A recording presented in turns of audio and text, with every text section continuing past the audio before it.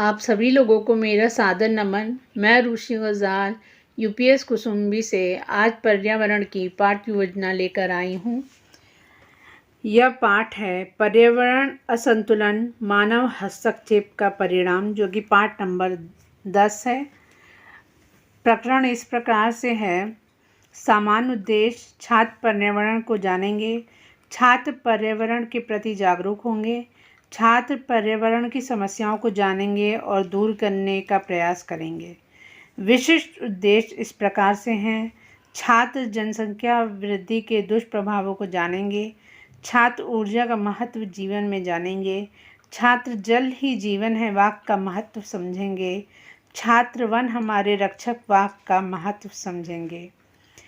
पाठ योजना में आवश्यक सामग्री इस प्रकार है। सामान्य सामग्री: शैम्पर, डस्टर, चौक या मार्कर। विशेष सामग्री जो है फ्लैश कार्ड और दीक्षा ऐप है। पूर्व ज्ञान में छात्र जल के बारे में, वन के बारे में, समुद्रों एवं ऊर्जा के स्रोतों के बारे में जानते हैं। प्रस्तावना इस प्रकार है। शिक्षिका एक चित्र दिखाती हैं और पूछती हैं यह किस चीज़ का चित्र है। छात्र उत्तर देते हैं भूकंप का। फिर शिक्षिका एक और चित्र दिखाती हैं और पूछती हैं कि यह किस चीज़ का चित्र है, तो बच्चे बताते हैं कि ज्वालामुखी विस्फोट का चित्र है। फिर शिक्षिका जो हैं वो पूछती हैं कि यह प्राकृतिक आपदाएं क्यों आती हैं। इसमें बच्चे कोई उत्तर नहीं दे पाते हैं, जिससे कि शिक्षिका पाठ के बारे में बच्चों को बताती हैं कि आज हम कौन सा पाठ पढ़ेंगे और वह उसका प्रस्तुतिकरण करती हैं। यह इस प्रकार से है। जनसंख्या वृद्धि और भूमि पर बढ़ता प्रभाव। शिक्षिका समझाती हैं हमारे देश की जनसंख्या लगातार बढ़ती जा रही है, जिसके कारण हमें हर जगह कठिनाइयों का सामना करना पड़ता है। हर चीज़ में कमी होती जा रही है। यहाँ कुछ वस्तुएं फ्लैश कार्ड में दिखाई गई हैं, जैसे कि यहाँ पर इन्होंने दिखाया है कि लोगों को पानी की जो है वो प्रॉब्लम हो रही है, क्योंकि जनसंख्या बहुत ज़्यादा है। फिर उसके बाद जो है कुछ और दुष्प्रभाव वो दिखाती हैं, जैसे कि जो है खेती के लिए भूमि कम पड़ रही है, आवास की कमी हो रही है, खाद्यान्नों की कमी हो रही है। फिर शिक्षिका जो है वो ऊर्जा, जीवन के लिए आवश्यक ऊर्जा के बारे में डिस्कस करने जा रही हैं। वे बच्चों से पूछती हैं कि ऊर्जा हमारे लिए क्यों आवश्यक है। कोई उत्तर नहीं आता है तो शिक्षिका समझाती हैं कि ऊर्जा का हमारे जीवन में बहुत महत्व है। पृथ्वी के चार उपतंत्रों के बीच पारस्परिक क्रिया के लिए ऊर्जा आवश्यक है। ऊर्जा हमें अलग अलग रूप में उपलब्ध होती है। वह फ्लैश कार्ड दिखाती हैं और प्रश्न पूछती हैं। ऊर्जा के स्रोतों का वो फ्लैश कार्ड दिखाती हैं। ये फ्लैश कार्ड है एक सौर ऊर्जा का, दूसरा जल ऊर्जा का, फिर पेट्रोल ऊर्जा का। उसके बाद उन्होंने जो है वायु ऊर्जा का चित्र दिखाया और भोज्य पदार्थों में ऊर्जा। शिक्षिका इनको दिखाते हुए पहले पूछती हैं यह कौन सी ऊर्जा का स्रोत है। कृष्णा बताता है सौर ऊर्जा का स्रोत है। फिर शिक्षिका पूछती हैं कि यह कौन सी ऊर्जा का स्रोत है, तो संध्या बताती है कि यह जल ऊर्जा का स्रोत है। फिर उसके बाद शिक्षिका पूछती हैं कौन सी ऊर्जा का स्रोत है, तो बच्चे बताते हैं ये पेट्रोल की ऊर्जा का स्रोत है।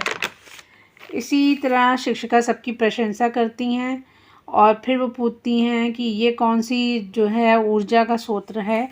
बच्चे बताते हैं कि यह वायु ऊर्जा का स्रोत है।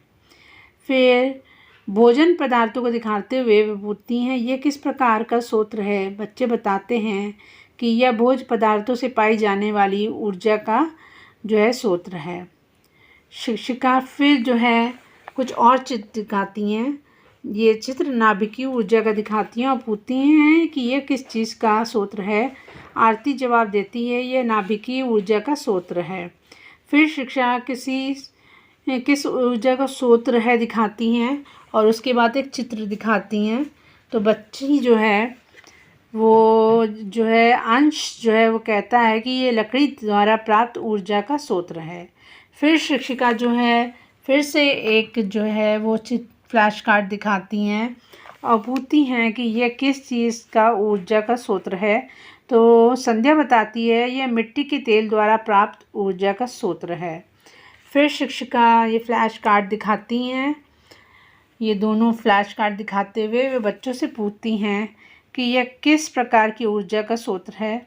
तो पहले इसके लिए बच्चों ने कहा कि यह विद्युत ऊर्जा का स्रोत है। दूसरे के लिए जो है बच्चों ने कहा कि ये एलपीजी गैस द्वारा प्राप्त ऊर्जा है। शिक्षिका कहती हैं फिर एक और जो है वो फ्लैश कार्ड दिखाती हैं और पूछती हैं कि ये किस प्रकार का ऊर्जा का स्रोत है। तो वो बच्चे बताते हैं पायल ने कहा कि यह कोयले द्वारा प्राप्त ऊर्जा का स्रोत है। फिर जो है जल ही जीवन है के बारे में शिक्षिका फ्लैश कार्ड दिखाती हैं और बच्चों से जो है डिस्कशन करती हैं। ये फ्लैश कार्ड उन्होंने दिखाया और बच्चों से पूछा कि ये क्या है।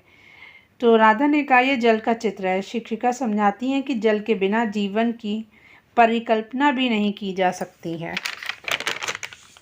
उसके बाद फिर वो अन्य सूत्र भी दिखाती हैं। फिर आगे बढ़ते हुए वे फ्लैश कार्ड दिखाती जाती हैं और पूछती हैं कि ये फ्लैश कार्ड कौन कौन से स्रोतों के हैं, जल के कौन कौन से स्रोतों के हैं। राधा कहती है झरने, कृष्णा तालाब, सुनैना ने बताया नदी, अंकित ने बताया बारिश का पानी, संध्या ने बताया कुआं, साक्षी ने बताया हैंडपम्प, उषा ने बताया समुद्र। शिक्षिका सबकी जो है प्रशंसा करती हैं। उन्होंने ये फ्लैश कार्ड बच्चों को दिखाए थे, झरने का, ये नदी का और ये बारिश के पानी का। फिर शिक्षिका जो है समुद्र एक बड़ा भंडार, किस चीज़ का भंडार, ऊर्जा का। तो वो जो है बच्चों को एक फ्लैश कार्ड दिखाती हैं। समुद्र में जो है एक प्लांट लगा हुआ है उसके बारे में दिखाती हैं। वे पूछती हैं कि ये समुद्र में क्या दिख रहा है, कोई उत्तर नहीं आता है। शिक्षिका समझाती है कि समुद्र जल का बड़ा भंडार है। मछली तथा अन्य जीवों का स्रोत होने के साथ साथ समुद्र अनेक खनिजों एवं लवणों का भंडार है। कभी कभी पेट्रोल समुद्र में मिल जाता है। उसके आगे शिक्षिका जो हैं वो फिर से जो है इस पाठ को आगे बढ़ाती हैं और बच्चों से जो है वो अब दूसरा टॉपिक पे बात करती हैं, वन हमारे रक्षक। उसके लिए उन्होंने बच्चों को यह चित्र दिखाया और पूछा कि यह किस चीज़ का चित्र है। आरती ने कहा जंगल का। शिक्षिका ने प्रशंसा की और प्रश्न किया कि वन से हमें क्या मिलता है। उत्तर में प्रिंस ने कहा वन में जंगली जानवर रहते हैं। सुनैना ने कहा वन से हमें लकड़ी प्राप्त होती है जो कि ईंधन के रूप में प्रयोग होती है। फिर उसने ये भी बताया कि लकड़ियों से फर्नीचर आदि बनते हैं। राधा ने बताया कि वन के वृक्षों से हम ऑक्सीजन प्राप्त करते हैं। जीवन ने बताया कि वनों में हमें जड़ी बूटियाँ भी प्राप्त होती हैं। शिक्षिका प्रशंसा करती हैं। फिर वो एक टॉपिक समझाती हैं जो कि बहुत ही जो है वो इम्पोर्टेंट टॉपिक है कि हम वनों के भक्षक हैं। उसके लिए वो एक चित्र दिखाती हैं कि कैसे मानव जो है वनों की कटाई कर रहा है। और जो है फिर वो शिक्षिका पूछती हैं इस फ्लैश कार्ड में हमें क्या दिख रहा है।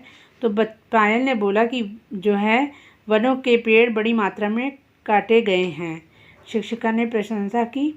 शिक्षिका समझाती हैं कि जनसंख्या बढ़ने से मनुष्य पेड़ों को काटकर घर तथा मार्ग निर्माण व ईंधन के रूप में उपयोग करता है। वनों को नष्ट करने से पर्यावरण संबंधी अनेक समस्याएं उत्पन्न हो रही हैं।